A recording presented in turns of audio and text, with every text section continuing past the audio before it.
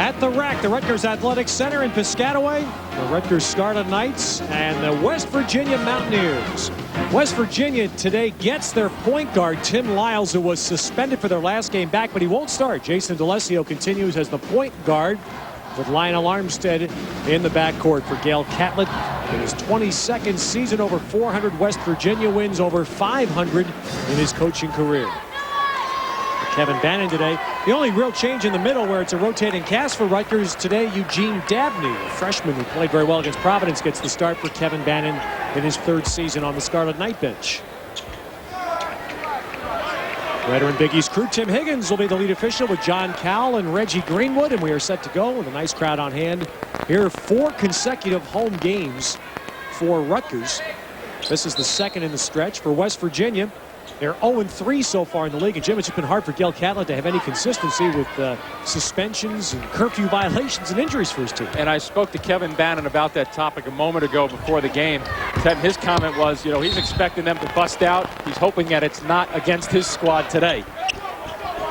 And so the white-shirted Scarlet Knights cannot corral the tip. It'll be West Virginia ball. So Tim Lyles, the point guard for this year for West Virginia, was suspended last Saturday at halftime of the Mountaineer game with St. John's. Didn't play against Syracuse Tuesday. He's back today in uniform, but not started. Now we've got a push call here against Greer on the sideline. Well, you take a look at some of the Dodge keys to the game. West Virginia has to hit the offensive glass, a problem for Rutgers a little bit their last game against Providence, and create opportunities defensively. They'll go full court. They'll switch up the defenses. West Virginia will, so they try to create opportunities at the defensive end for themselves. And the Mountaineers have had, as Brooks Berry puts up the shot. Oh, look at that high sky by Armstead. Little man got way above everybody, out of bounds. But Mountaineers have had a horrible problem with turnovers as well, Jim. There's a good example of the keys that we spoke about a moment ago for West Virginia. Rutgers, the Dodge keys to the game. Jones and Greer, they have to avoid the fouls, not real deep, and limit the turnovers against these different types of traps that West Virginia will throw at them. Dahntay, Jones, Greer, and Billett all playing at the arc, and it's Greer with the first shot. He's the best percentage shooter of the trio at 42 from the arc. 2-3 defense that time by West Virginia. Not very quick along the perimeter, though. With this team, Rutgers shooting the ball well from the outside, you must react. Calvin Bowman, the center, he had a very good game against Syracuse Tuesday, giving Marcus Gorey some help inside. Gorey's going to operate against Kent. And it's out of bounds off Rutgers as Brooks Berry crashes into the court. The officials may get together on this one right now, though, Ted. Let's see what they do. You're right. Reggie Greenwood came in to help, Jim. Reggie Greenwood had the look from the right side of the floor, maybe a better perspective on it. That's what the officials are supposed to do, though. If there's a problem, a question mark, they're supposed to get it right. And I think that was the correct call.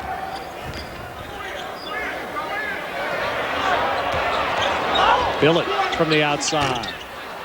Good tip in by the West Virginia native, Rashad Kent. So strong, so powerful, but he anticipates when the ball's going up. And notice that time, Ted, too, Billett's shot was very, very soft from long range, and that's a rebound that your guy can come down and get. Not one of those that kick out real hard. Oof, window. Wow. Window off a brick wall. Gorey from long range. You notice what he did when he shot that ball, too. He looked at the official and said he was hit on the elbow. Acting like he's done that before. He wanted 4 out of it. The backboard still shaking. Well, Marcus Gorey with the 3, but there's the answer by Dahntay Jones. If West Virginia is going to extend that defense, they must remember that if Rutgers can pass the basketball along the perimeter, these guys will shoot the basketball, and if they see it coming to them, as a shooter, you can anticipate the ball in flight coming towards you to get your shot off quicker. Bowman. Oof. Swatted away. Eugene Dabney. The Mountaineers get another shot. Big guys in there have to learn that they can't shoot underhand going to the basket with the flip shots. Good help by Kent. And the Mountaineers will keep it with 11 to shoot. You get a look at Billett down the other end. He steps into his shot. Now watch how softly it comes off. Bang. It dies because of the backspin. That allows an offensive rebound or an opportunity under the glass rather than 8 to 10 feet away. The shot clock's going to run out, and I'm sure the Mountaineers realize it. D'Alessio going to have to put it up. And Greer runs down the rebound. Mountaineers inbounded, and they were not aware right away the shot clock was running off. Look at Billett following the wave of players. It looks like they've got a pretty good scheme working here early, Jim, to set these three-point shooters up. Well, they're getting a couple of dribbles. There was one for Billett. Dribble, dribble, kick it off when the defense reacts. Dahntay Jones missing that one. Jones has had trouble shooting the three in recent games. Made his first one, missed his second here today. West Virginia has to get something going towards the basket right now.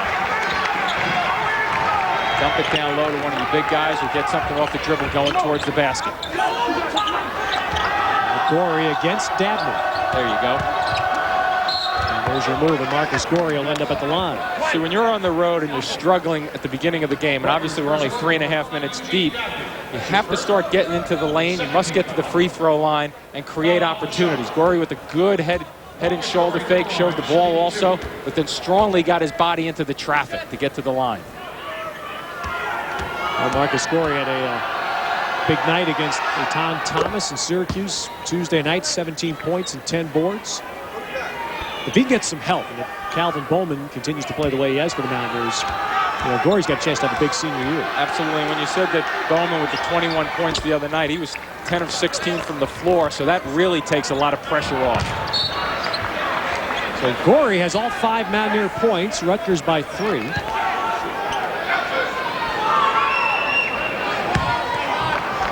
Marcus Gorey, one of the few players left from a team that just 2 years ago went to the Sweet 16. That was a fun team to watch. They really executed the defensive end very efficiently. The Gail Catlick squad. Gorey steps into the steal, feeds Armstead as a bigger man, but pulls up over Dabney and hits. You don't see the guards do that enough in college basketball. Understand that when a big guy is there, he's not going to be able to stop his momentum, as you saw there with Armstead's pull-up jumper. Go back into 2-3. West Virginia sealing off the inside. Rutgers has made 7 field goal attempts thus far, and 6 have been three-pointers. And nothing at all. Looking down low. Oh, good spin. And Bowman will end up at the line. A little erratic at times, but a nice solid move along the baseline. And West Virginia 2 times in a row coming down and trying to get their bigger fellas involved. Watch a little drop step, a little hook. Gets the shoulders around. It's so important to get your shoulders ahead of the defensive player. If you can get your shoulder past the defender, you're in good results going to the basket. And Calvin Bowman, a Brooklyn native out of Erasmus High School. Another part of that play just then too, Ted, was usually a chance to hook. You see Bill Salvi coming into the basketball game. He will get people riled up in this building. They love him coming off the bench. So Bowman makes 1, and that'll get us to the first timeout. 5 straight points for the Mountaineers. They survive an early 3-point shooting blitz by the Scarlet Knights. And we're even at 8.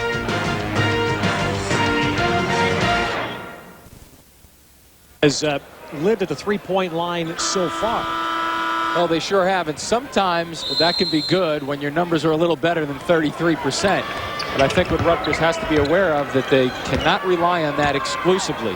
Only one shot really coming from inside. They've made it. That was a tip-in by Kent off a missed 3 by Billett. Now a blocking foul as Dahntay Jones made a move. They'll get D'Alessio of West Virginia there. Interesting, Jim.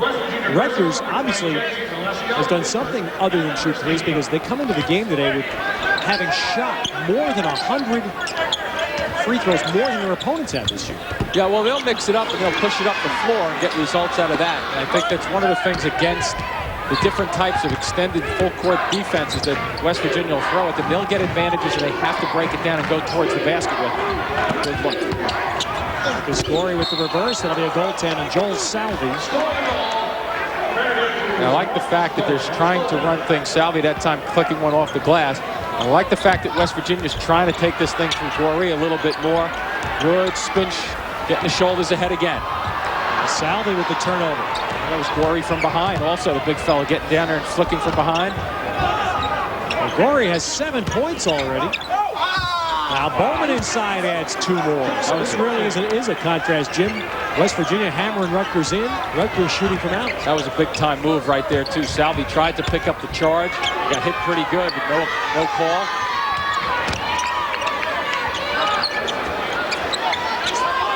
Good feed.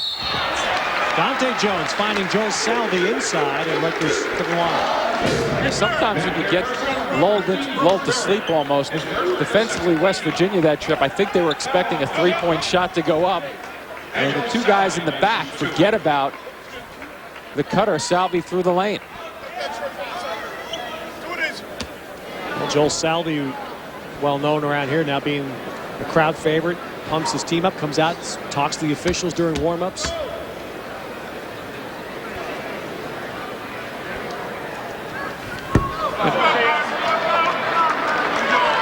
Watching defensively, Bowman with a good power move again down here. Watch the slam, bang, it goes right at Salvi.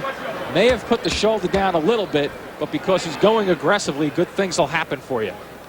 So 1 out of 2 for Salvi, and that ends a 9-point West Virginia run. As the Mountaineers to the bench for the first time, Chris Moss comes in. Brooks Berry goes out. Moss, 6'8", sophomore. And he's good contribute off the bench, over 9 points a game. Gorey from outside. Wow, Marcus Gorey had made only 5 threes all year, and he's made 2 early in this game. He came off the screens, down low, running the baseline. Rutgers with that tough man-to-man defense, and now you notice the 2-2-1 right now. West Virginia, after a made field goal, extends. And they go back to a 2-3 zone. Dahntay Jones sets up Greer nicely. 3 not going right now for the Knights. West Virginia with a 6-point lead and the ball. This is a 12-1 run by the Mountaineers. One of the things Rutgers is going to have to do is take that ball and go towards the basket after the pass. Oh, another one. And Gorey, or they're gluing Armstead in there again. He's 5'11", keeping that ball alive. West Virginia started out a little slowly for the first 90 seconds of this game, but now they've picked it up, especially at the offensive end. Alessio sets up Bowman. Alessio doing a good job forcing Kevin Bannon to get off the bench and call a timeout. Nice job of running the club just then on the left side of the floor. A big run by West Virginia. Mountaineers are up 8.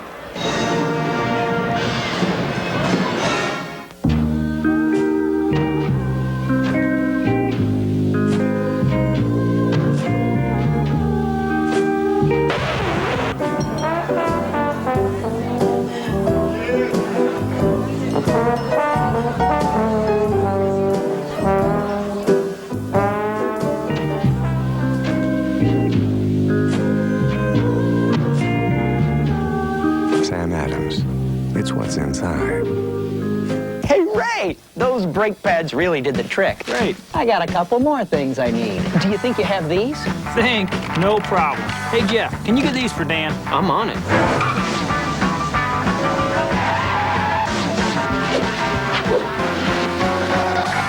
Hey, Dan, here you go. Anything else? No, I think this'll do it. All right, great. Thanks, guys. Not as fast as Charlotte. Yeah, I know. It's a little slow in that turn at aisle 3. Advance Auto Parts. The best part is our people.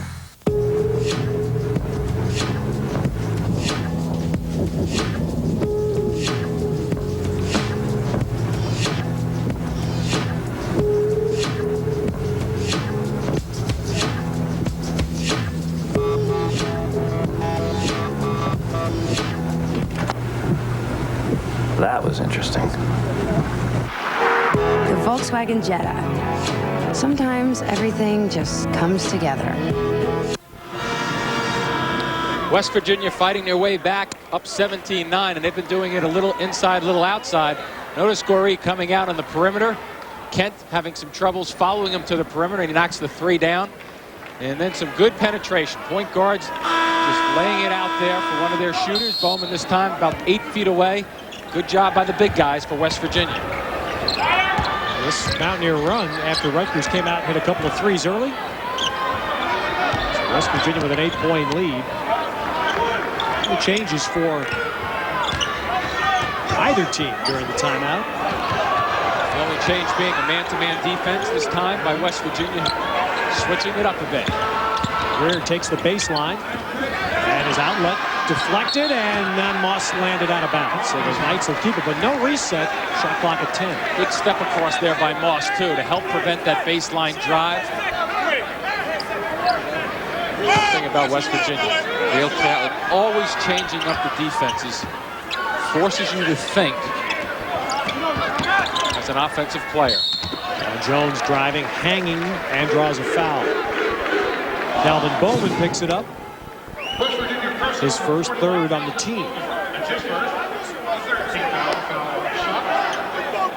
Dahntay Jones. Bowman, who had a 21-point game against Syracuse, hit with the foul, and here's Dahntay Jones, who's had double figures 12 straight games. Well, Tuesday night here is going to be an interesting night, Jim, because Notre Dame will be here. And what that means, besides Notre Dame, one of the perhaps most improved teams in the league this year, the two best New Jersey players 2 years ago in high school, head-to-head, Troy Murphy, Dahntay Jones. Right, exactly. And obviously with anyone who's following college basketball or Big East basketball knows that Troy Murphy has been putting up some dynamite numbers for the Fighting Irish. Armstead hits the three for West Virginia. They look like a different team than how they started this game. Well, this makes you understand Kevin Vannon's fear. Yeah, the fact that he was waiting for West Virginia to explode, and he was just obviously hoping as the opposing coach that it didn't happen this afternoon. Good high-low look, but nothing there. Look at the collapse defensively. Better job of reacting to defensively, collectively by West Virginia on each pass. Sally finds Jones cutting, but the pass off his hands. So the Mountaineers by 10 with a turnover. Gorey's just letting it rip, and he almost put that down. Oh, nice and soft, though, huh? That's a new look. Gorey with 4 3-point shots already today. Previously not been a part of his game. Jones takes it in. Gorey clears it. Bowman got whacked. And appears to be all right. Jason D'Alessio, a walk-on senior point guard. That's how personnel has been shuffled by Dale Catlett this year. Bowman, well, that real shoulder bump again. Yeah, Salvi caught another shot. Salvi pushing a tiny bit coming through the lane, I think. So Salvi picks up his first and a 4th team foul, and that's going to get us to an official timeout. 8.5 minutes in at Rutgers. West Virginia 20, Rutgers 10.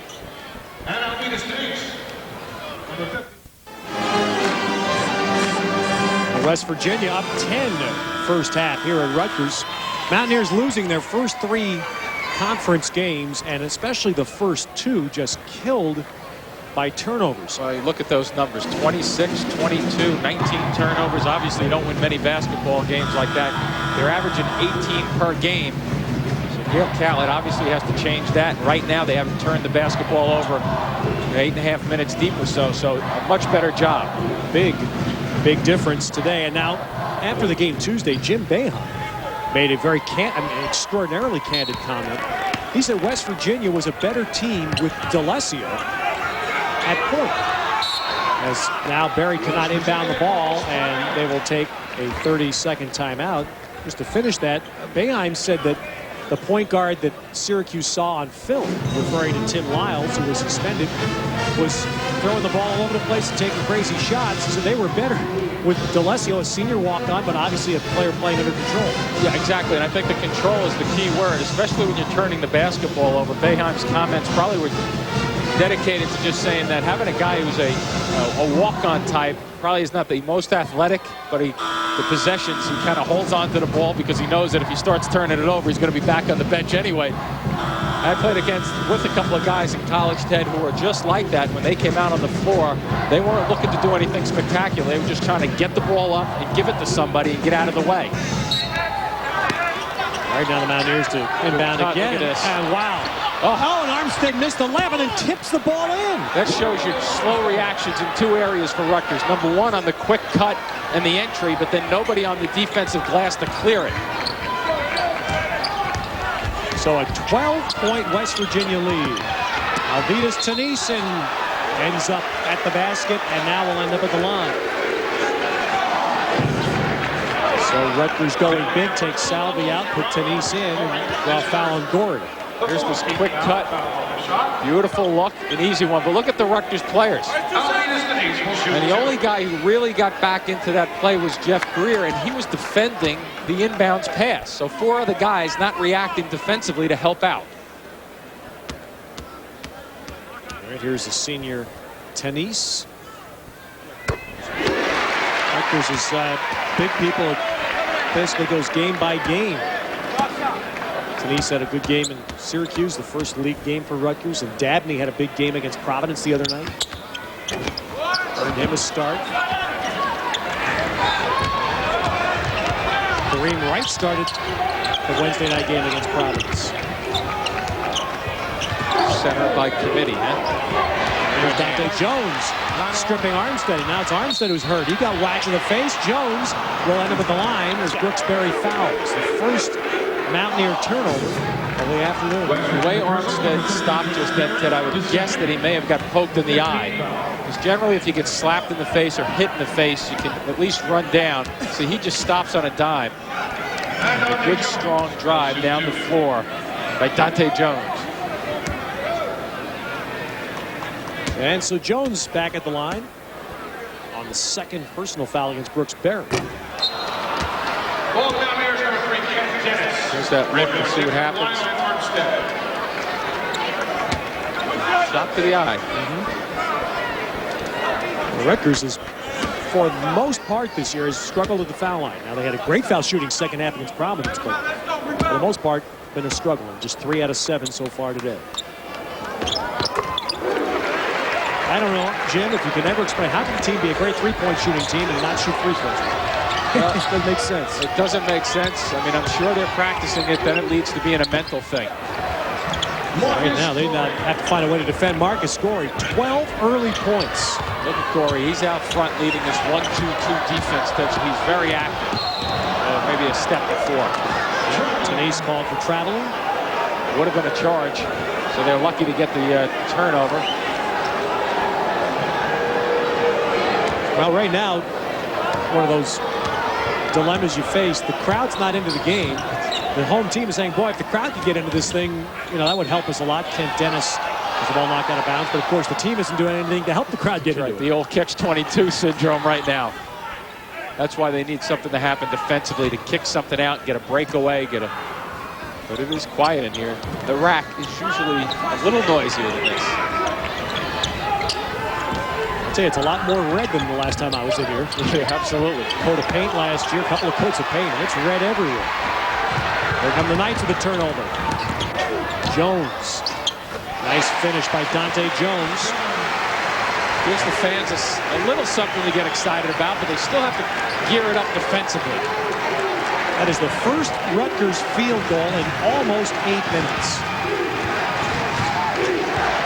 So see, you just needed one little bucket to come down, and all of a sudden the fans start getting up, and they're standing a little bit and cheering. Barry's trouble and calls another timeout to avoid a turnover. So Brooksberry takes the second 30-second West Virginia timeout of this first half. Now look at the series scores. These teams played against each other in 3 different leagues now. The old Eastern 8, right? Then the 8-10. Now in the Big East, West Virginia with the lead. But last year, last meeting here on Super Bowl Sunday, Rob Hodgson had 31 points for Rutgers. I was here that afternoon. I wasn't here for that February 22nd first meeting in 1919, although some days I feel that way. But Hodgson was just lighting it up that afternoon. It was fun to watch if you weren't a West Virginia fan. Scores from the early games today in the league. Villanova with a home victory over BC. And Georgetown gets its first conference win as they take out Miami. Steve Lapis' team coming off a win against LaSalle earlier in the week. Hard-fought too, because Speedy Morris and company gave them a battle for about 30 minutes or so. And for those of you that are surfers, you can go to ESPN.com. You can follow all of today's college basketball action as the three is drilled by Kent Dennis. Of course, 3 more conference games tomorrow. Notre Dame will be at Syracuse, in which will be an interesting early season battle. And then, of course, the big St. John's UConn showdown. Conference play is upon us. Great time of the year for college basketball. Well, Syracuse answered some questions. People wondered if they could win on the road. They hadn't played a road game all year, but they went out this week, won at West Virginia, and then at South Carolina in overtime. 9 for Dahntay Jones. And the lead 11 for the Mountaineers. And a trap forces a turnover. See if they get something out of it. Good. Oh, Dennis. You're right. Nice strip. Up down the floor.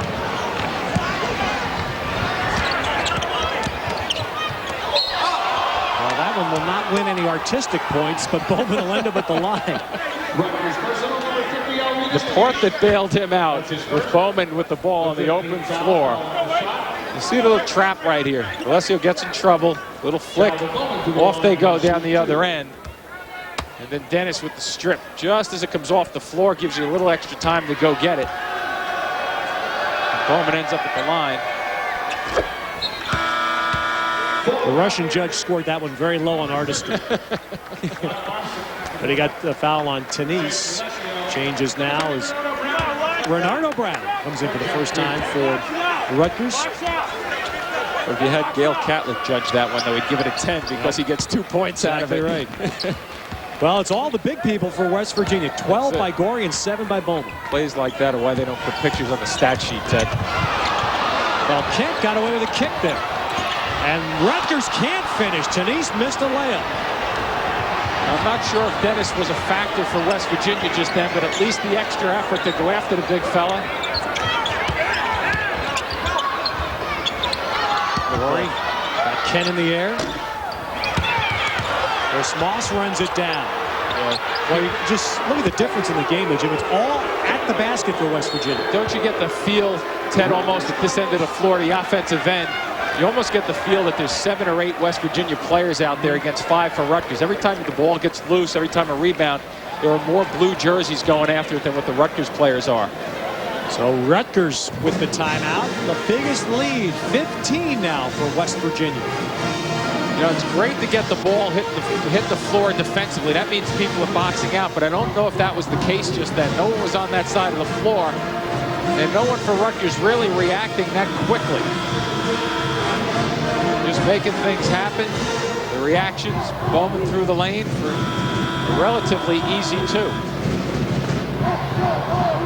Well, there's one of Jim's keys there, offensive rebounds. The Mountaineers are punishing Rutgers right now, as Providence did here Wednesday. There was a concern speaking with Kevin Bannon.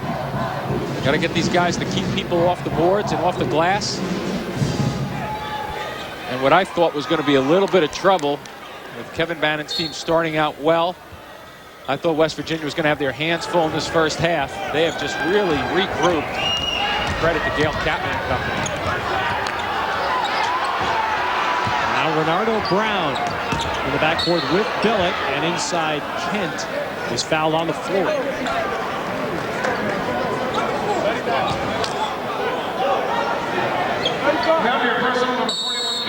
Foul is on Calvin Bowman. That'll be his second. 6th team foul, and we get a timeout at 7:53 to go first half. West Virginia by 15.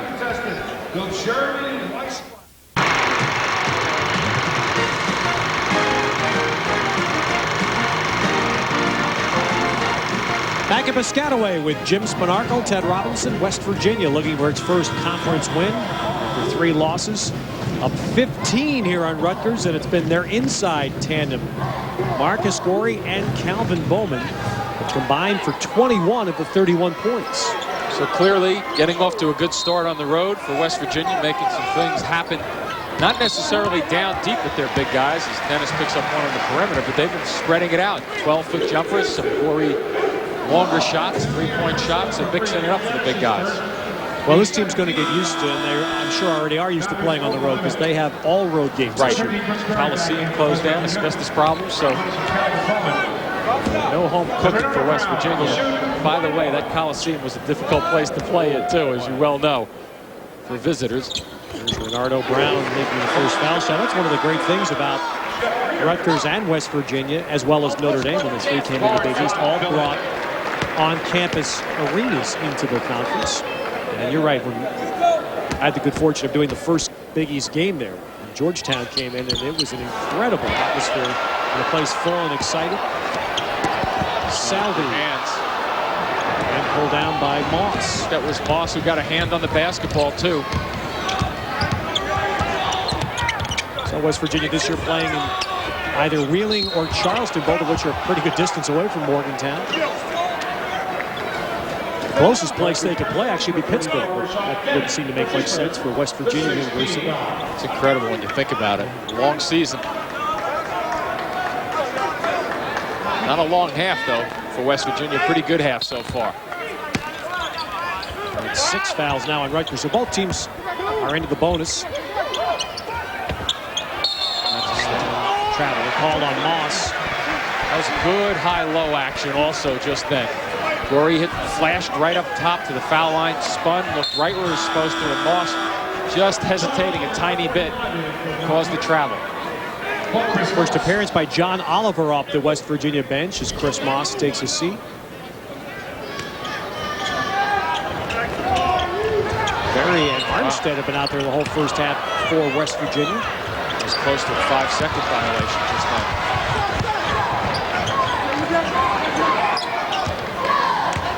Leonardo Brown, a junior college transfer who had barely played before Wednesday when he had a 10-point contribution. Now that's earned him a chance to play a little bit more today. And the three off badly.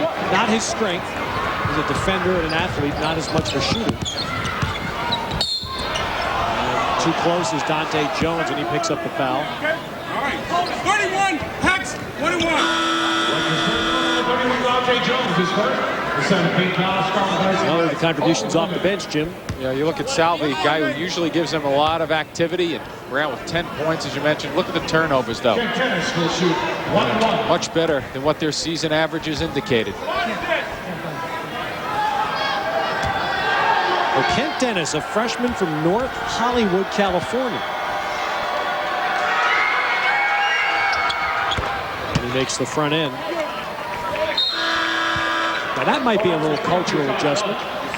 Just going to think there are a couple of schools between California and West Virginia. I can't tell you how many, but I think there are a few. Kent Dennis became a more important player. Of course, West Virginia lost Jared Kearse, who was their point guard last year. He was not back in school this year. Now Jason D'Alessio back in for Dennis. Tim Lyles then took over, a freshman, as the point guard, but he's done a little too much talking to the coach. And although he is in uniform today, he's yet to be in the game.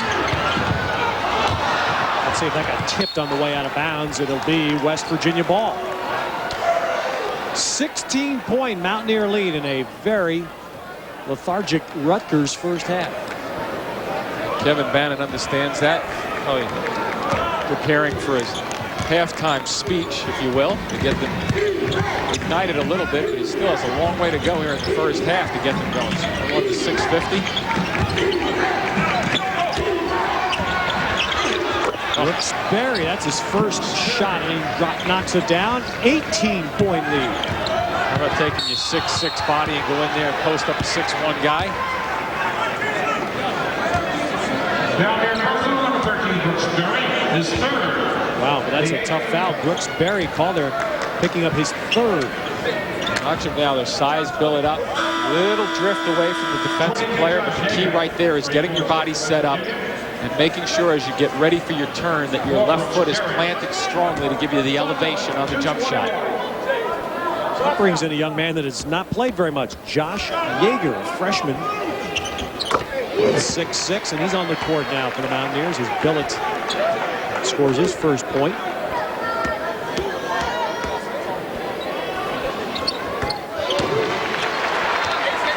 Todd Billett, I guess, is going to be like his brother in a lot of ways. Good foul shooter. I was thinking the same exact thing just then.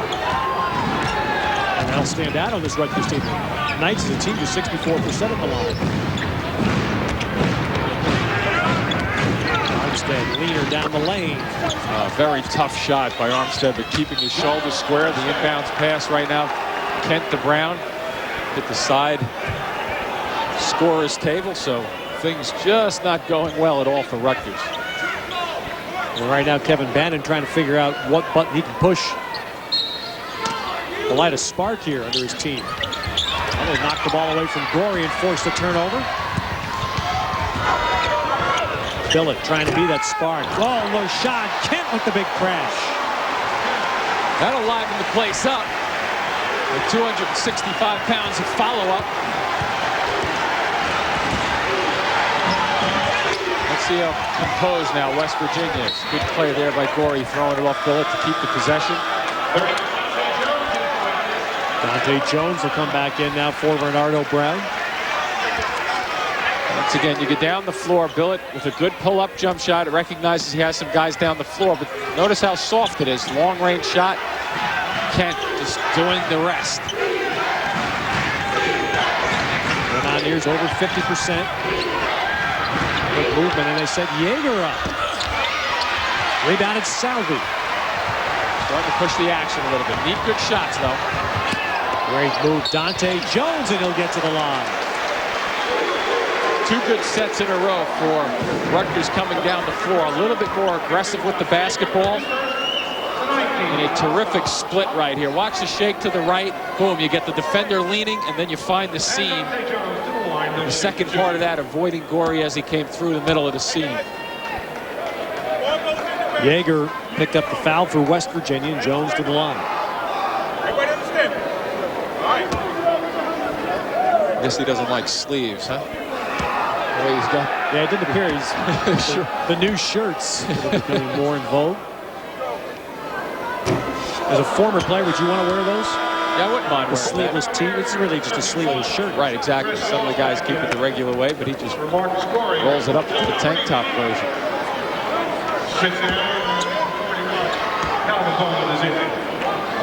One thing I like about it, it looks better because most guys are wearing shirts underneath anyway. Right. This covers it up.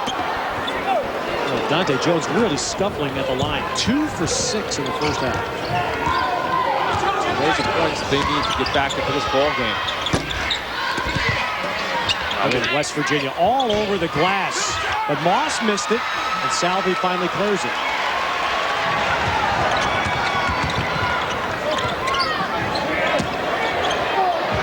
Good no call. Oh, look at Kent. Well, Rashad Kent said, all right, we need to have somebody bored here, and I'll be the man. But he went from the right side of the floor, tracked that basketball down on the left side, was falling down and still put it away. Pressure on the perimeter a little bit better now for Rutgers. A little more enthusiasm defensively. A little late on that pass. Good job by Billett. And now running the floor, Todd Billett sets up Greer for 3. The Knights will run it down and get another shot. West Virginia, the momentum switching just a little bit right here. Rutgers made 2 threes early, and they hadn't made one since. Something goes down, maybe a timeout. Jones missing another one, but Salvi, so 3 shots for Rutgers. Oh, may have been an extra step there, though, Ted. So the pirouette call to travel on Dahntay Jones. The Rutgers right now, with the chances, Jim, they just can't put a run together. They got a shot here to put an 8 or 10 point streak. Yeah, that last minute or so, it looked, I said before, it looked as almost if there were 7 West Virginia players out on the floor. That last minute or so looked as if there were more Rutgers players out there. Look at the shooting percentages. That's a 39% team. That's a traveling call on Armstead. The Rutgers a 39% three-point shooting team, just 2 of 11 here in the first half. So with 3:53 to go in the half, West Virginia up 14.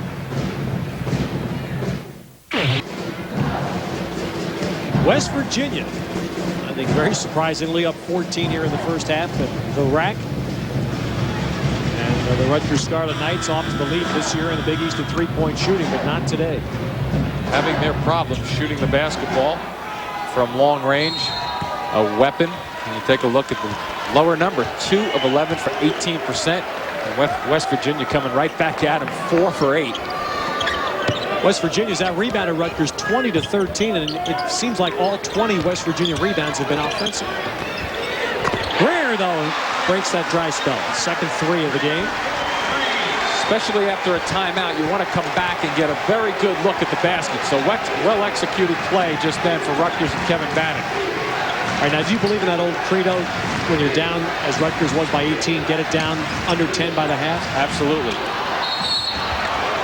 So wind up with foul shooting for Chris Moss. Good ball movement, but I do, Ted, because what you want to do is forget about anything but that, because you're only playing 3:13, 3:17 left right now. So you just want to chip away. And the key thing is, I believe, is that it's important at the offensive end just to make sure you're not turning the basketball over.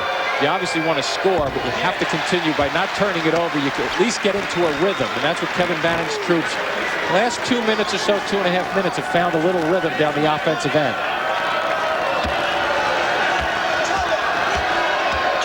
Chris Moss, 6 rebounds already. That's his first point.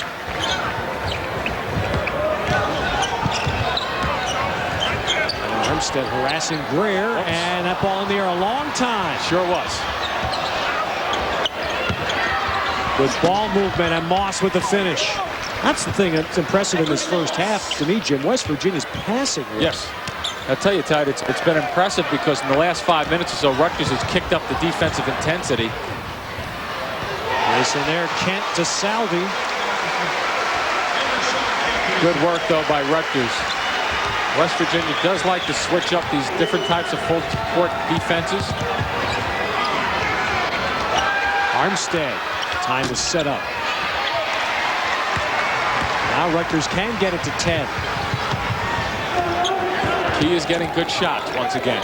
Don't needlessly turn the basketball over.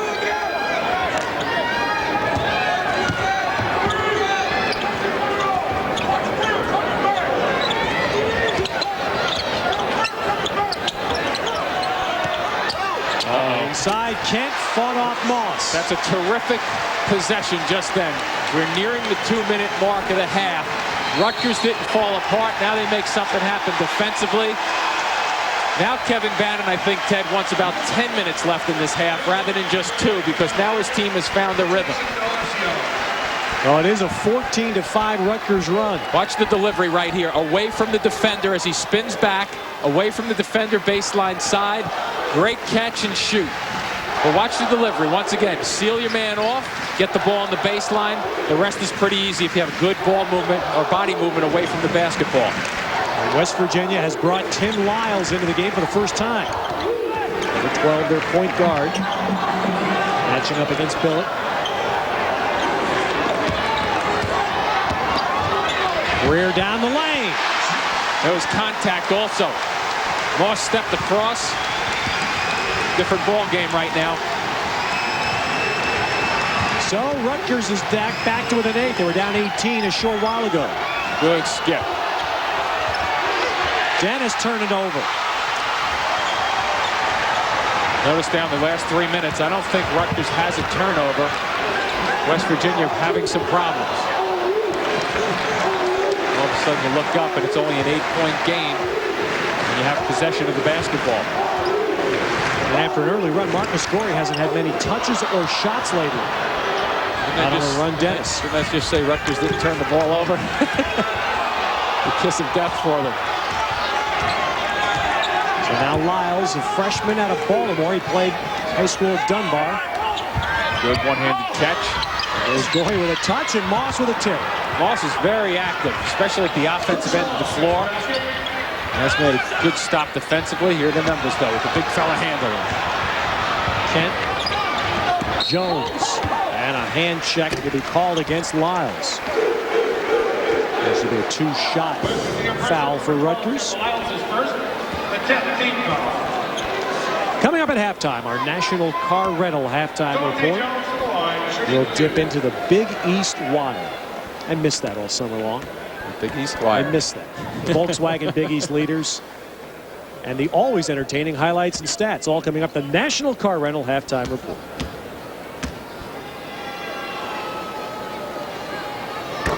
Jones only knocks one down. It's 3 out of 7 now at the line. Jones is 71% on the year.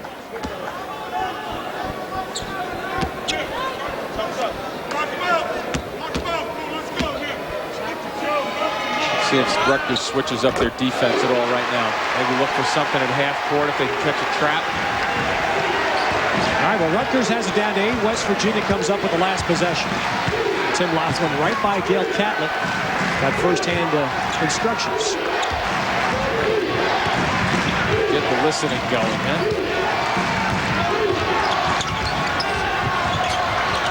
And Rutgers knocks it free. But Lyles does a good job of back on the court, and eventually it's going to be a held ball.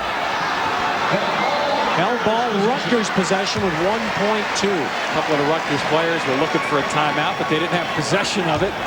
They were just hoping they did. With a loose ball, a few guys get down for it. You'll see a few of the Rutgers players turn to the official. And Greer looking back, give me a timeout. And Gorey intercepts that lob, and the half ends. Well, Rutgers did get it from 18 down to 8. Nonetheless, for Gail Catlett, West Virginia, coming off 3 straight conference losses, that's the first half they'll be happy with. Kevin Bannon will like the last 4 or 5 minutes of it. Well, he won't have to read the riot act as much, Kevin Bannon, at half, but he will still try to get his troops jumped up. So at halftime, it's West Virginia 42, Rutgers 34. The National Carmel halftime report comes up next.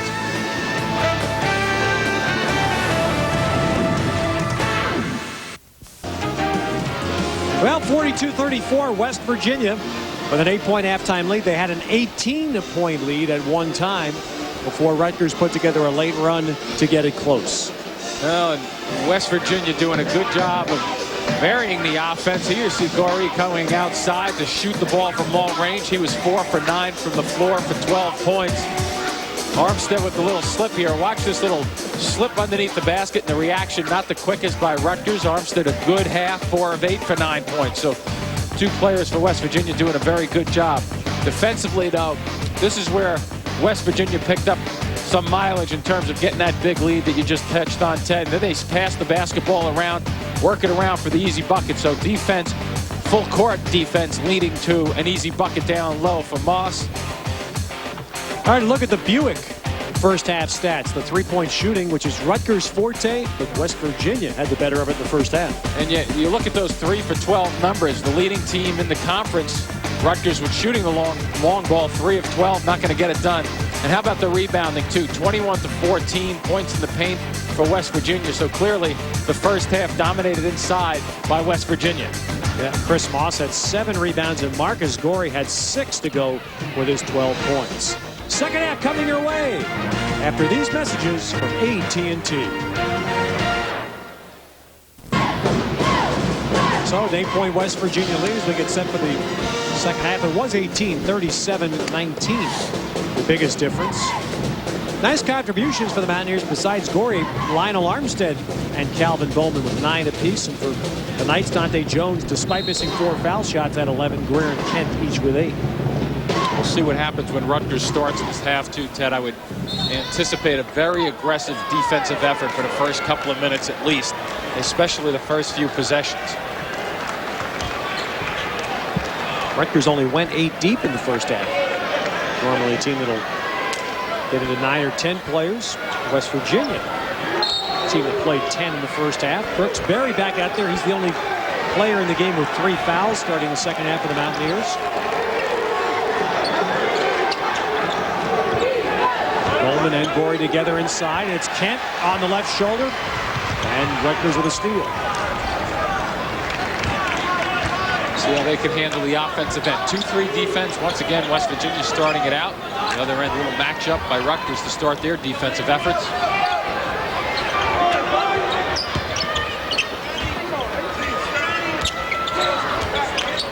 Billick. And the tip, Kent. Another one, no. Dabney back up. I'm not sure if Dabney was trying to tip that first one across to Kent, but that's where it ended up going. So pretty good effort off the offensive glass for Rutgers. Kind of start this one where they left the first half. Rutgers has really rebounded from a horrendous 2/3 of a first half, and they're within 6.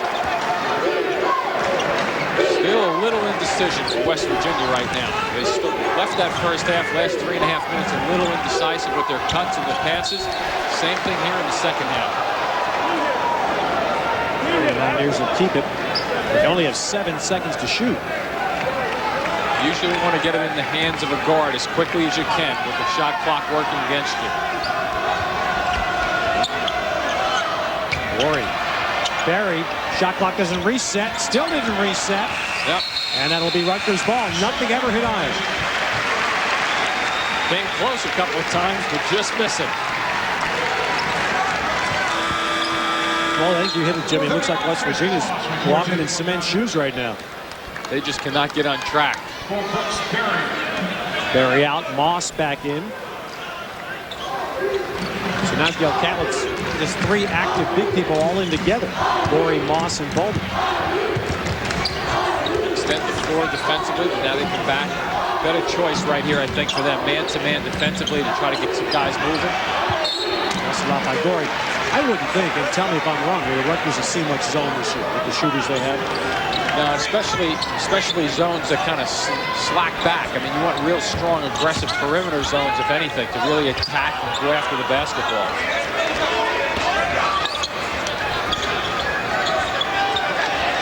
So giving him the 3, Billett missing another one, but the shot Kent quickly to the ball. Kent and Bowman that trip really banging one another. Good luck. And the finish by Greer. It's not a real up-tempo first few minutes of the second half, but the momentum is now clearly shifted back to Rutgers to start this half off. West Virginia has to find an answer. They have to come up with a decent shot, maybe get to the line. Armstead, a tough one. Sure was. And Kent pulls it down. Now it's Rutgers with a hop in their jump and their step. And a layup by Greer. Complete reversal. See what Dale Catlett does right now. Yep, 20 seconds. Just waiting for him over there. I was watching his body language. So Dale Catlett will take the 30-second timeout here to slow the game up. Rutgers was down 18. It's now a 2-point game. Take a look at where they're doing the damage, too. Good work in the interior passing. The extra pass gets them the bucket first for Greer. And then off they go to the races. Good delivery by Billett. Greer running the floor once again. And the delivery's so good that he didn't have to put the ball down and make things happen. He just took it right to the rack with it. Well, Rutgers with a spurt here, Jim. And this has really been the story of West Virginia's team. I don't know if you'd call them young, but they certainly haven't played a lot together. But they've had stretches where they played great basketball. I mean, they were in the game with Syracuse Tuesday night until late in the second half, and then they had a complete meltdown, and the game became a wrap. You have the opportunity to get worn down. That's why right now it's such an important portion of this basketball game. Even though they're still up, they need to find a way to get good shots. Rashad Kent said he got all ball, but the officials say he got some skin. That's his second foul. The first team foul of the second half. Kent with the reach. Watch where he turns. Hard to tell, but when you're coming down with your hand, that's usually the easier call to make. Yeah, you just don't get away with a lot of reaching at this level of basketball. No. Whether it's clean or not, you don't get away with it. Well, Bowman put that shoulder down a bunch in the first half, got away with it, not there. Yeah, twice in particular in the first half, they were very close to being offensive foul calls that went uncalled either way. But that trip right there, maybe a little too energetic, a little frustration setting in for West Virginia. Third foul against Bowman.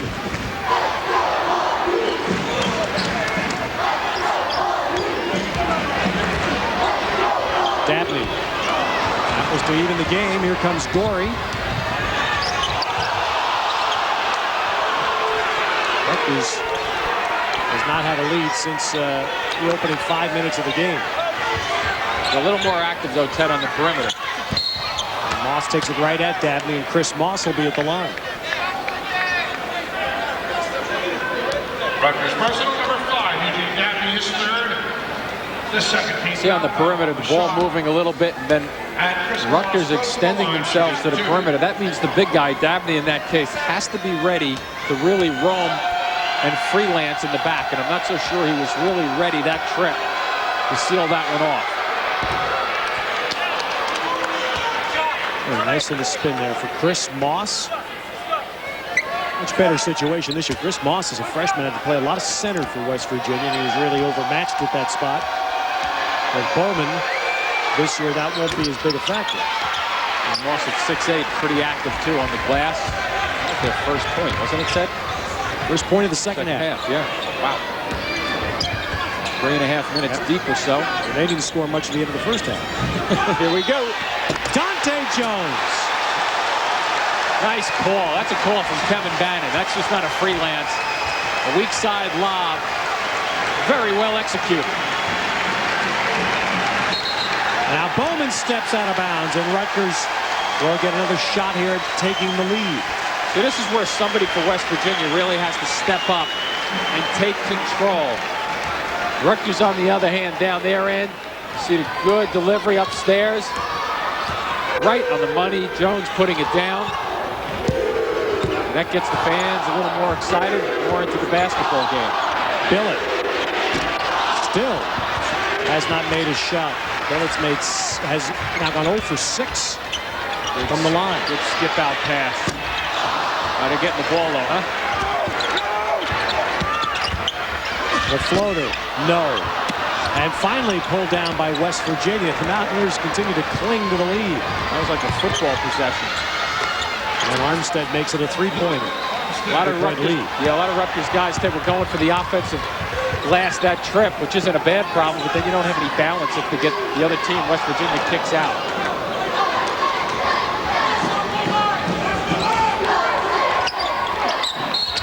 Now Bowman picks up his fourth. That could play large for this game. West Virginia needs his efforts up front. So we'll get to a timeout. Calvin Bowman of West Virginia with 4 fouls, and Rutgers once down 18. Will come back with a shot to perhaps tie.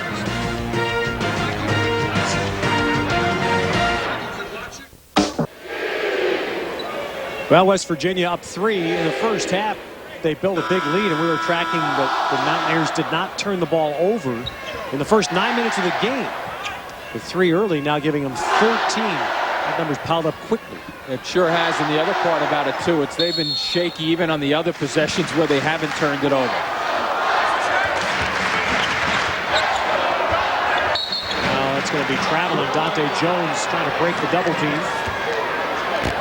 It's usually good to step through there, but then you generally have to either put that ball on the floor or get rid of it a little bit quicker. Kevin Bannon, I guess, indicating that there may have been some contact there.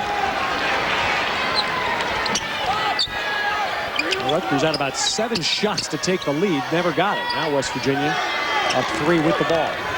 Rutgers in a little bit of a matchup now.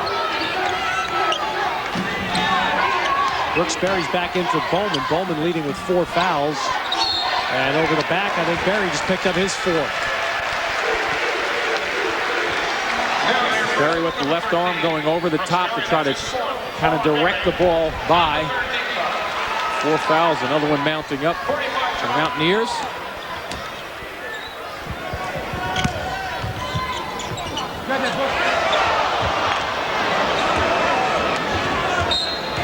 And the kick will reset it for Rutgers. Now John Oliver checks back in. So the Mountaineers, who don't have great depth, being tested. 2 players sitting with 4 fouls, Berry and Bowman.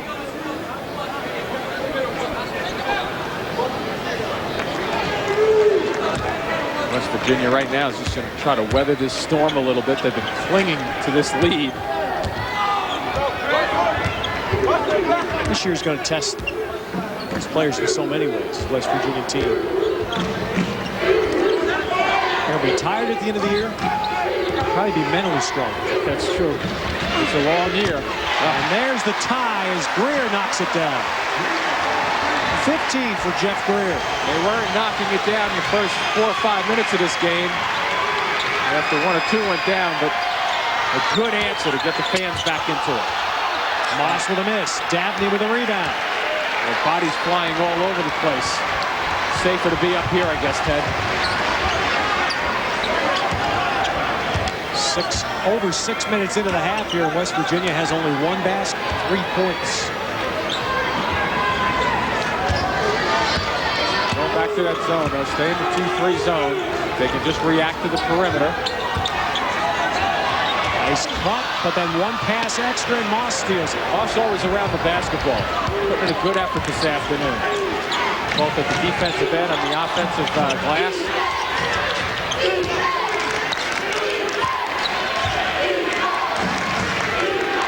Well, the miracle here is that West Virginia still tied this game. As importantly as they played so far in the second half.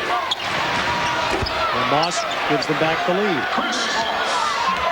After a bucket, they come at you with the 2-2-1. Billett reading it very well. Still making them work to get it to half court, though. Take 10 seconds off the shot clock.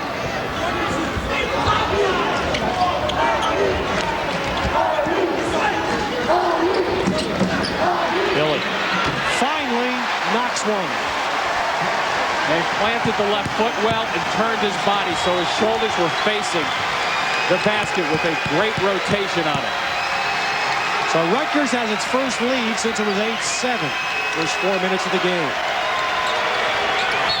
Now a reach in, knocks the ball away and a foul. Good call. A lot of reaching going on just then for Rutgers that possession defensively.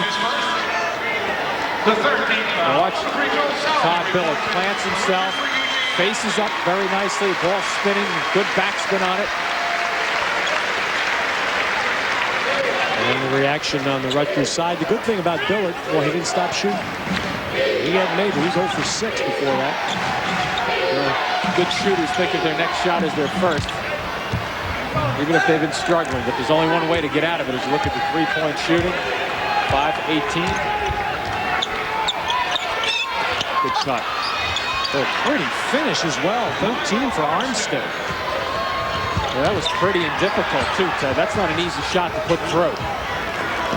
Well, Lionel Armstead's 5'11", but he has shown on several occasions in this game he knows how to score near the basket. And Salvi missed the easy one. Pulled out by Oliver. See, that's a good miss for West Virginia, because not only did they get the ball back, but if Salvi knocks it down, the fans love him so much with his high-powered energy that they just lift it up a little bit more. By the end of the year, that hair might be down his back. They love that so much. Gorey, well, that's the first shot that he's had in a long time. 14 for Marcus Gorey. You have to give West Virginia credit, because they've been rattled a little bit, giving up the big lead, but they seem to be a little more comfortable at the offensive end. No shot. There'll be a foul on the floor. And will get us to a timeout. Marcus Gorey picks up a second foul for West Virginia, so the Scarlet Knights had the lead for a moment. But West Virginia back in front by 3, 11:21 to go.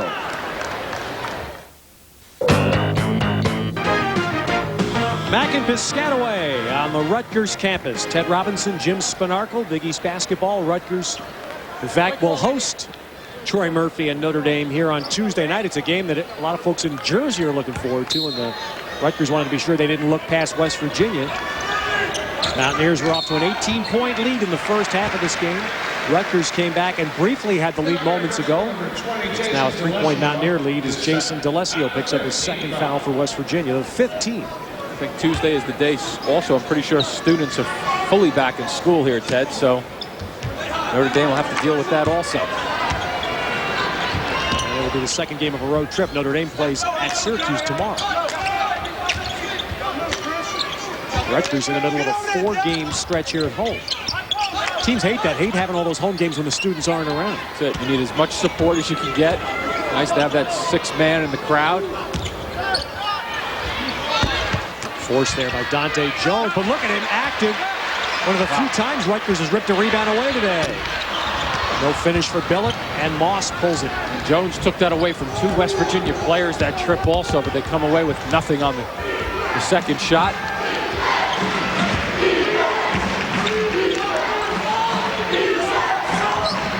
West Virginia really content to slow this thing down right now, though. Both ends of the floor in their zone. Armstead. Out of bounds, and it'll stay with the Mountaineers. Remember, West Virginia has 2 starters on the bench right now. Brooks Berry and Calvin Bowman. 4 fouls each. And that's why Gail Catler's content with the slowdown, where I think Kevin Bannon would like to pick it up. Catlett, though, at his end of the floor. Hey, let's just try to get good shots. If we have to take time off the clock and shoot the ball with 5 seconds left, let's just make sure it's a good one. Long rebound to Billett. West Virginia back after the miss by Gorey. Not sure that's the one he wanted in that situation. A little too quick. Gorey's had an itchy finger today. They barely shot the 3 all year, and he's put 5 of them up in this game. Get 1 or 2 to go down, right? He's had 2 of them go.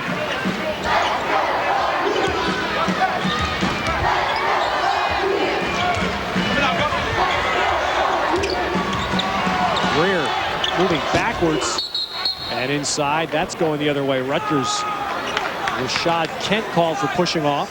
That's his 3rd. Greer was even pointing himself, saying, "Oh, that was a bad shot," because it puts the rebounders in bad situations. And Kevin Bannon didn't like the shot either. So exchanging bad shots at each end of the floor. West Virginia first and Rutgers second. You know, if you broke this film down in this game, you'd probably see. Right now, you might be able to count on both your hands the number of mid-range shots Rutgers is taking. I mean, that's the lost part of basketball, isn't it? In the college game in particular. Yeah, especially guys not understanding how to step in. I mean, there's a good example right there. Long 3-point shot. I think that 3-point line has done that, kind of worked against that mid shot. And that means everybody's just 1 3 after another. Right. Billett knocks it down. Now, I can understand that if you're shooting the ball from that range, you want to get 3 out of it, but whatever happened to the 15-footer from the wing, you know? So we're tied again, 9 minutes to go. D'Alessio. Good drive there by D'Alessio, putting his left shoulder into Salvi's chest to draw the contact. Rutgers personal, number 3, Joel Salve. Well, somebody in our business, when they first put that line in, we are so smart. Somebody figured out that if you make 33% of your threes, it's the same points as 50% of your twos. Right. Kids listen to that and say, well, I'm going to shoot those threes. I don't have to make as many. Well, there's a little truth to that, but I think it hurts. I mean, even with you have young children, as do I, but I watch the young kids play that my kids are competing against, and 7-year-old kids are running to the line and throwing it up. I mean, it's not even a basketball shot because they're not strong enough to shoot the ball. They should take it off. It's as if there's magnets in the bottom of your sneakers that take kids right to the line. Absolutely. So West Virginia back up by 2. Not to kill that thought, but how about the catch it at the 3-point line and the 1 or 2 dribbles in and the pull-up jumper? You very infrequently see that with a defender coming at you.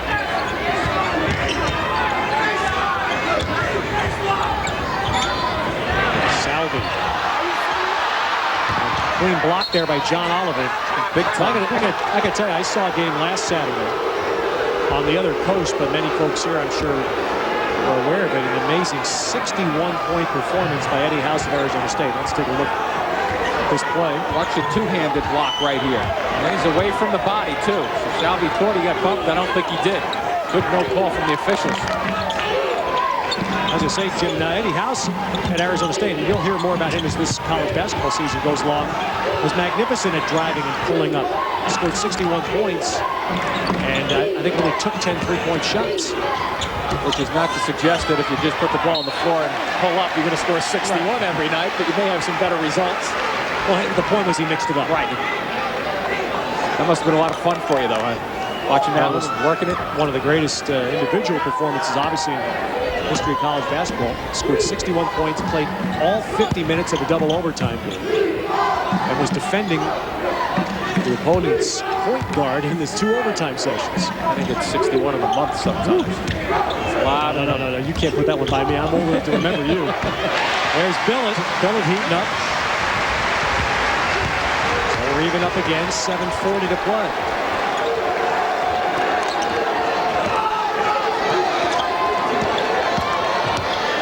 Good move by Gorey, taking Tenise out on the floor, just could not finish it. And Rutgers does finish as Dahntay Jones gives the Knights the lead. Big swing just then, too. Unfortunate for West Virginia. Gorey couldn't get that layup to go down. But how about Rutgers taking advantage of it? Good, smart heads-up play by Billett. Get the ball up in a hurry. Get it to the middle of the floor as much as you possibly can. That gives you somebody to pass to left or right. And then on the right side, Dahntay Jones finishing it off. Good execution on the break. Well, that gets Bowman back in off the West Virginia bench. And Armstead back in as well. 15 for Dahntay Jones. And the 16th point gives Rutgers a 3-point lead at 7:25 to go for the first time all afternoon. This sounds like the rack.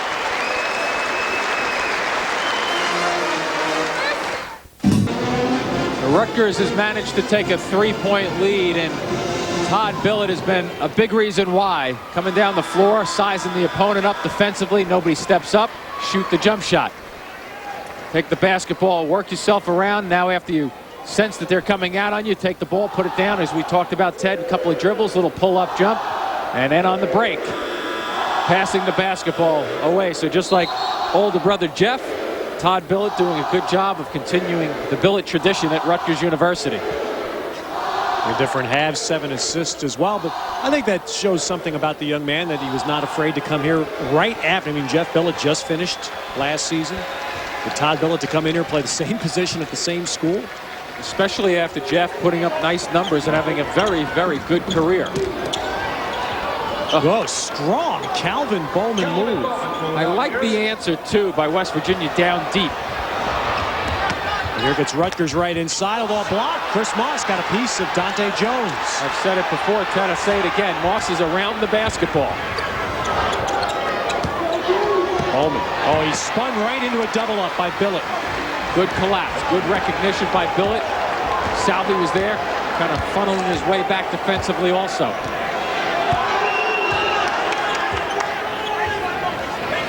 Here we are winding down now towards the latter stages. West Virginia has only scored 13 points in the second half.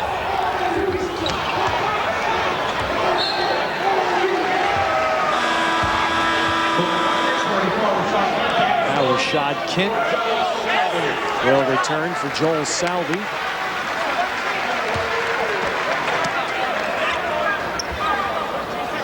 Rutgers trying to win its 10th game. Billett again. And trying to go 2-1 in the conference. This has been a little more serious. Kevin Bannon's only played 7 here in the second half. Bowman rimming. And it's rebounded by Jones. And Bowman looking to become more active. Last 3 touches, Ted, trying to make things happen at the offensive end. Maybe because he's been sitting out for a period of time with those 4 fouls, making up some lost time. Greer let it go. And Moss with a rebound. The threes are flying again. Oh, that one almost went in the basket. It was intended as a lob for Bowman, and West Virginia will get the ball back.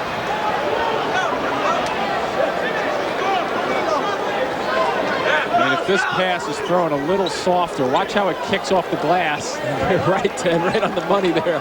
I mean, if that thing is just a little softer, it may have a chance of going in.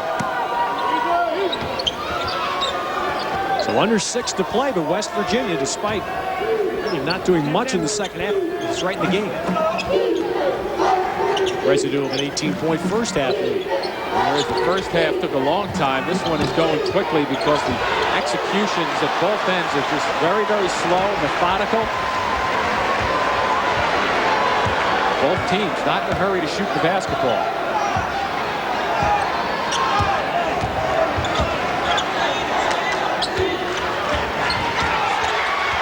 Down low, and a flash by Moss again, and a foul on Dahntay Jones. Well, I'll tell you, Moss, you're right, Jim, he has been all over the place.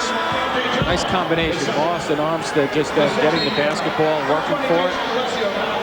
All right, a look at scores today in the early Big East games. Villanova with a home win over BC. Georgetown's first conference win. 1-3 now as the Hoyas beat Miami.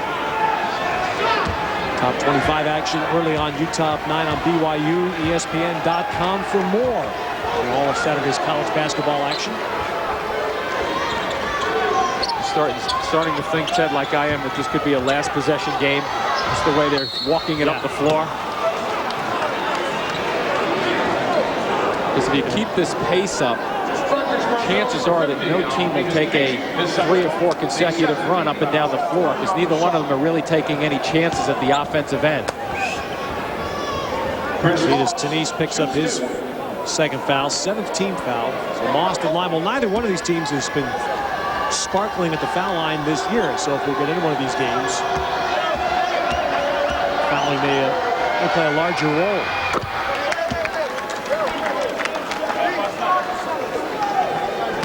And Moss having a big game. Moss has 11 rebounds, 9 points, and numerous other influences, blocks, tips, steals.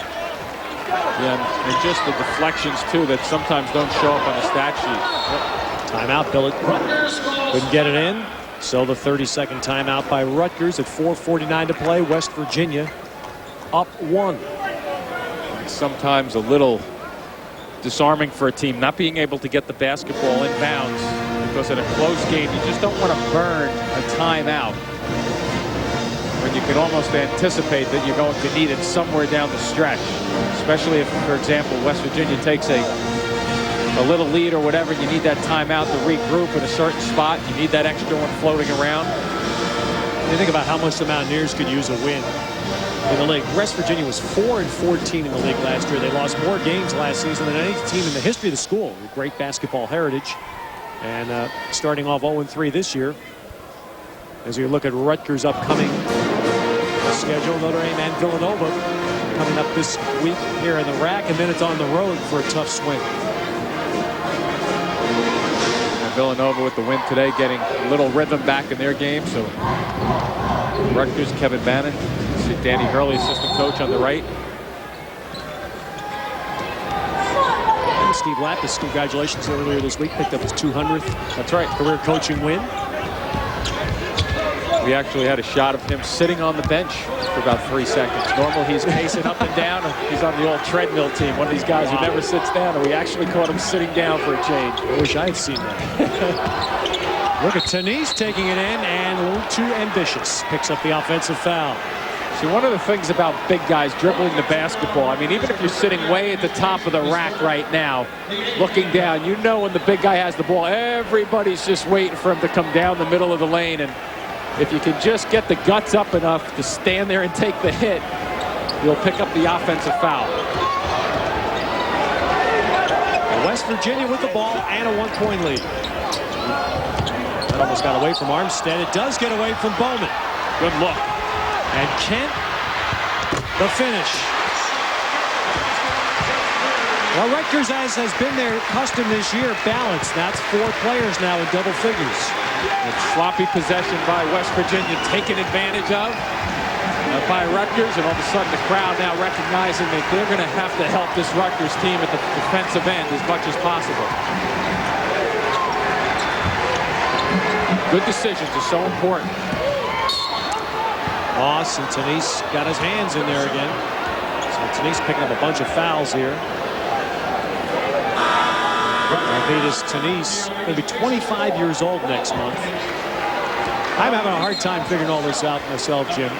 He's going to be 25 next month. Kevin Garnett's 24, and he's in his 5th year in the NBA. Starting younger and younger, I think, is the deduction, right? Well, I figured when Tenise is done here with basketball, he can go play football at Florida State. For the right age. Moss with a miss, rebound. D'Alessio, but falling out. Tried to save it. Rutgers with the ball.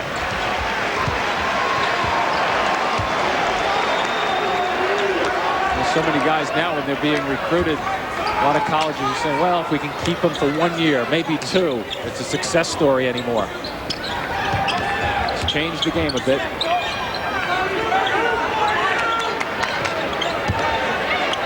Billet missing, and the rebound by Gorey. Gorey's a dinosaur, a senior in college basketball. Not too many of them around. That guys who've been successful.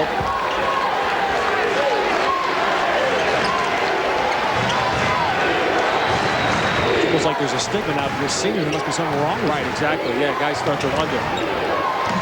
That was supposed to be a pass, wasn't it, Ted? I thought it was at any rate. I thought he was looking to the deep corner with that one, recognized that it was closed, and touches one off the glass. So West Virginia on the 6th lead change of the half. Up at 1 again as we hit 2.5 to play. Gorey with 16. Greer. And Gorey with a big rebound. So now West Virginia with possession. That's and the lead. Big time rebound, too. 2 hands, go up and get it, snatch it out of the air. And here's where Gail Catlett wants to see probably time burned and then a good shot. Right. Question becomes, with a little outside defensive pressure, whether they're going to make an easy pass out of it. Have to keep moving without the ball. Whoa, whoa. Now Gorey set up. Gorey miss. And Salvi, timeout in the air. Woo. He knew he was going to land out of bounds, but he took the timeout in the air. And Rutgers will have it at 1:51 to go. And Salvi had to go after that basketball because he was the last one to touch it. So good recognition on a couple of portions of that play just then for Salvi. 30-second timeouts this year in college basketball. The timeout rules change every year. We have 1:30 left for Rutgers, 2:30s left for West Virginia. There's your foul situation. Any subsequent Rutgers fouls, the Mountaineers shoot 2. Rutgers with the possession arrow also. So in certain situations that comes into play also. Instead of burning that timeout in the tie-up situation, you can hang on for dear life and just try to get the jump ball out of it and get the possession. Been around a long time. Gail Catlett, wow. Just think of what they've done the last week. They played in Wheeling last Saturday against St. John's, Charleston Tuesday against Syracuse, and now here in Rutgers Saturday. NBA like that. Town to town. Does sound like NBA circa 1952. Right, exactly. I was just saying, not maybe the cities, but the different stops along the way. Greer. Again, had it down, but it rattled out. And the Mountaineers with 90 seconds to play. Gorey clearing the boards, though. Rutgers had 2 shots. Both of them I thought were going down. And Gorey has come up with 2 big rebounds. Rutgers has made just 6 of 25 threes today. All inactive. Tough shot.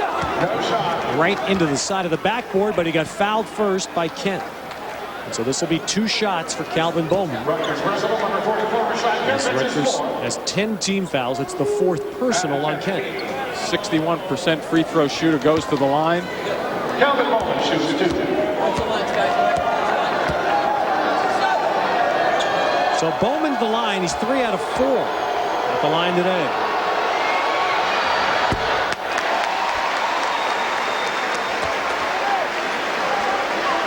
And now if you're Rutgers, well, actually West Virginia pulling Moss off the inside block, which is interesting. Active offensive rebounder. But Bowman makes it moot. Knocks 1 down, so West Virginia leads 2. Rutgers with the ball at 1:15 to play.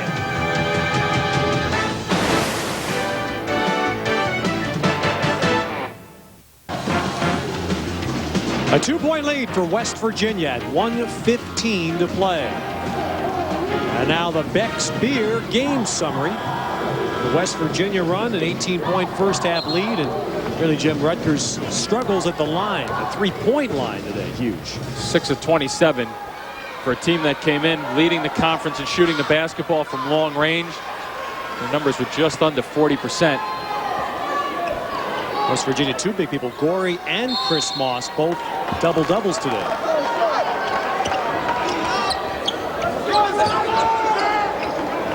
West Virginia foul would put Rutgers into a 1-and-1. Man-to-man defense, another switch by Catlett.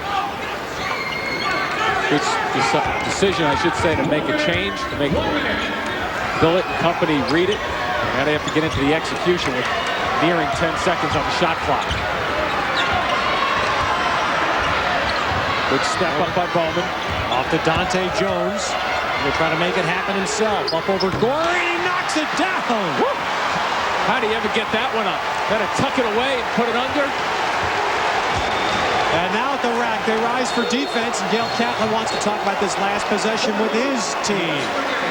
Oh, and a seemingly impossible shot by Dahntay Jones ties the game.